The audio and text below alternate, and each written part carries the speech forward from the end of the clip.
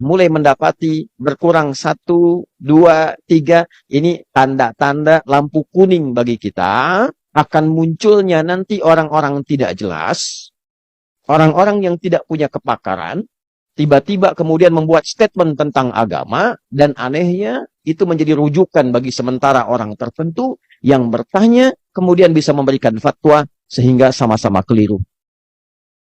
Pemahaman yang kedua adalah matinya kepakaran.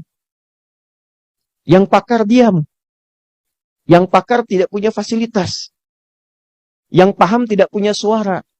Yang keluar itu yang tidak punya kepakaran. Yang teriak, yang sering bicara, justru yang tidak punya pengetahuan. Sehingga dengan diamnya yang pakar ini, dengan tidak keluarnya statement yang memahami ini, di berbagai aspek kehidupan. Bukan hanya agama saja.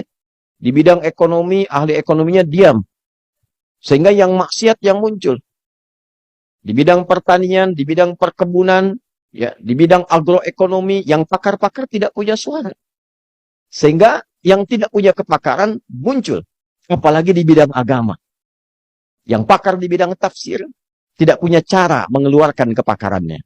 Yang pakar di bidang hadis tidak punya suara. Dikalahkan oleh orang-orang yang tidak punya kemampuan agama, tapi banyak tampil dan banyak pengikutnya. Maka dikala itulah mesti kita fasilitasi dan mesti muncul orang-orang yang punya latar belakang yang jelas di bidang keilmuannya. 2. Hadirin,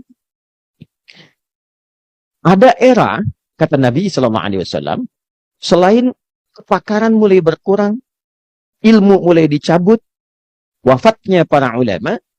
Yang kedua, ini yang paling menarik, mulai menyebarnya fitnah. Tantashiral fitan, kemudian yakthural kadhib. Di riwayat lain, tadharal fitanu, fitnah-fitnah mulai menyebar. Yakthural kadhibu, manipulasi, kebohongan-kebohongan mulai banyak ditemukan. Dan yang paling menarik adalah, ini tanda yang keempat. وَتَتَقَارَبُ الْأَسْوَاقُ وَيَتَقَارَبُ الزَّمَانُ. Dan ketiga ini akan muncul dengan jelas saat pasar mudah diakses, pasar-pasar saling berdekatan, yang diantara tandanya kalau di era kita sekarang, kata para ulama, terjadinya percepatan digitalisasi. Karena dengan digital ada aplikasi. Dulu orang ke pasar, naik ojek, naik angkot, belanja, pulang. Sekarang diklik di handphone, barangnya datang. Nah, dengan munculnya percepatan digital